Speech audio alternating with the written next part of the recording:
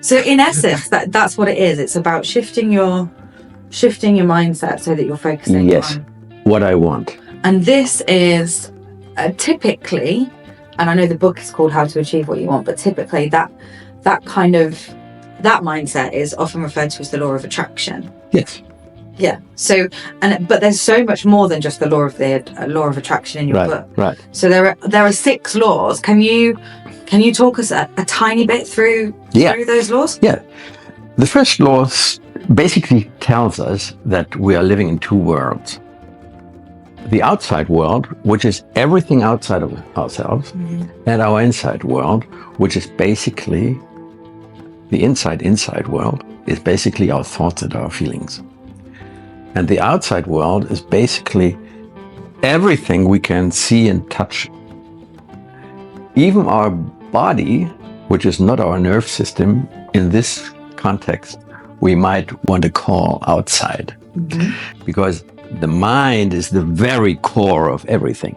Yeah. So, if we think a very pleasant thought, there is going to happen a lot of chemistry inside of us that you can measure. Lots of hormones and mediators and stuff.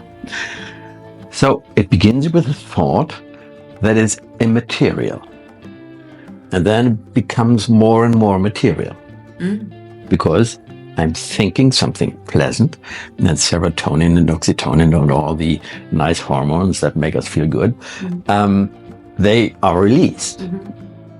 And this you can measure very easily.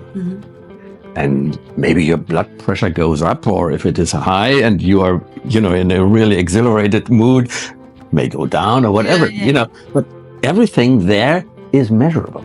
Yeah, scientifically. Yeah. You ask a biochemist and he will tell you, yeah, it's true. So, if you are stressed, you have lots of hormones being released, like adrenaline and noradrenaline and cortisol and stuff, and that's measurable. But it starts with a thought, and this thought also is immaterial, and it goes through a feeling, and the feeling then leads to hormones being released and mediators in the brain being released. And this leads to a concept which is pretty easy to understand. Everything starts with a thought. There follows a feeling, good or bad, and then follows action. And then this is all happening within our bodies, but then the results in the outside world, that's outside our bodies, usually. So that's the result. That's the manifestation of our thoughts. As soon as action is taken, yes, then yes, the outside. Any action is linked to a muscular action. So our muscles are involved in any kind of action. This physicist Stephen Hawking, who had a nerve disease, and for the last years of his life, he was able to move his joystick of his computer, and this was all he could do. And by this, he was able to share a lot of wisdom and knowledge with the public and with other research people.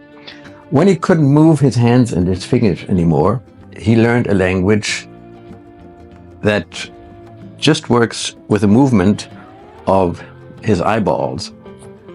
And so he could communicate with the British health minister, I've been told. And he had an argument with this gentleman about the quality of the NHS. Well, they had an argument. I won't go into this, but this is a fact. And when he couldn't move his eyeballs anymore, because his 12 muscles that move our eyeballs didn't work anymore, then he died. Yeah. Because he was unable to communicate. Yeah. So any activity is linked to muscle function. Yeah. So the muscles need to be okay. The nerve system needs to be okay. This was not the case. So if you have a motorbike, and the link between nerve system and muscles needs to be okay. The big nerve that goes from your spine to the arm is ripped apart. Then you can't move your arm anymore. Although the nerve system, the central nerve system, is still okay, and the muscles are okay, but the link between both is separated. Okay? Makes sense? So everything must work or nothing works. Okay? So that's the thing. So speaking, writing, using the computer or the iPhone, whatever, there is involved muscle movements. So any communication, any action needs muscle and a nerve system that works.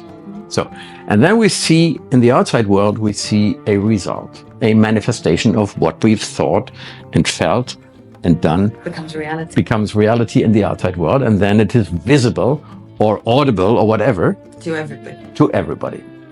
And then we have a back loop, and the results that we created in our outside world has an effect on our thoughts. Yeah, of course.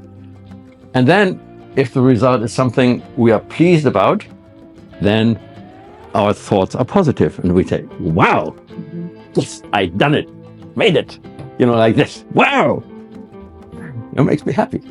Happy thoughts, happy feelings, happy actions. And we are spiraling up with other people, whatever. And if we have a result that's pretty poor and we are like that, we have a loop back. Could call it cybernetic. We have a loop back to our thoughts, and we're, oh my God, what have you done? Why couldn't you get this right? Or like thoughts like this. You have an argument with your spouse, and because you have really been very rude in any way, and she or he is shouting or screaming or pouring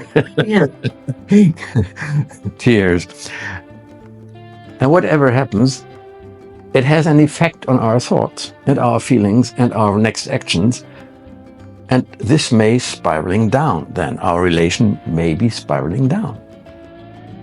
So this is a cybernetic loop which can go up or can go down. But you can control it. Yes. We have something inside of our mind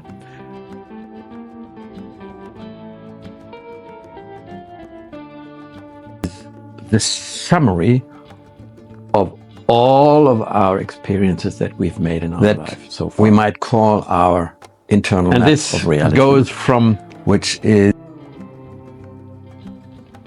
experiences that we've made when we were crawlers, to experience that we've made when we were leading a big company. Whatever happens in our lives. Or, as somebody who's self-employed, whatever. And he has made a big mistake, for instance, and he's seeing his revenues going down. Or he has made a good decision, and his revenue is going up, and then we have this cybernetic loop going up or going down, depends on our results. But now comes the interesting thing. If we have results that we do not welcome, that we think, I wanted something else, we can develop control on this cybernetic loop. So does that mean reacting positively to something that you feel negative about? Yeah. If you have a goal in front of you, there are two possibilities, basically. One possibility is you achieve your goal. Well, welcome, great. That's obviously positive. Or you do not achieve what you wanted to achieve. And then you said, that's even better. I'm learning. And I can tell you something. I have learned more through my negative experiences than through my positive experiences. And when I was a young doctor at the hospital, an old gentleman came in, had tummy pain. He was 85 or something. And I was, responsible for the ward and for him. And I, investigated his tummy and thought, well, that doesn't seem to be very bad. So, same afternoon, a very experienced consultant came. And he did one little thing on the tummy of this patient. And the patient made this. And he said, he better see the surgeon. He had what we call an acute abdomen, which is required to be operated on. Right. I've never, ever missed an acute abdomen in my life again. Yeah. Yeah. I've been cautioned. Yeah. Yeah. See what it means? Yeah, you learn from I learned from this experience, which was unpleasant. Yeah. Because I felt naked, if you wish. Yeah. And vulnerable, and that you've met. Yeah, I felt vulnerable. But I learned most, an acute abdomen I never missed again in my life. For many, many years. So this is our internal map of reality.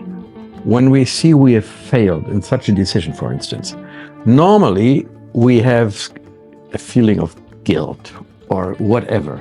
I didn't do the right thing, and I wasn't attentive enough, or whatever, And then can just shift it a little bit and say, what is it telling me? Mm.